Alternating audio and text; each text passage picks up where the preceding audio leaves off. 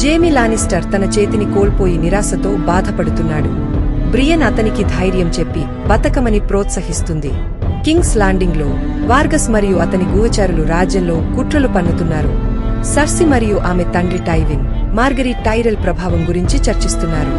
ఇంకా సాన్సా ఓలెన్నా టైరెల్తో మాట్లాడుతూ జోఫ్రీ నిజ స్వభావం గురించి చెబుతుంది. క్రాస్టర్స్ కీప్లో ఆహారం కొరత వల్ల నైట్స్ వాచ్ సభ్యులు తిరుగుబాటు చేస్తారు. వారు క్రాస్టర్ని చంపుతారు మరియు కమాండర్ మోర్మాన్ కూడా చనిపోతాడు. సామ్, గిల్లి మరియు ఆమె నవజాత శిశువుతో పారిపోతాడు. చివరగా అస్టాపోర్లో డెనేరిస్ తన పథకాన్ని అమలు చేస్తుంది. ఆమె వాలెరియన్ భాషలో మాట్లాడి అన్సల్లిడ్ని స్వతంత్రులుగా ప్రకటిస్తుంది. సైనికులు తమ యజమానులను చంపమని ఆదేశిస్తుంది.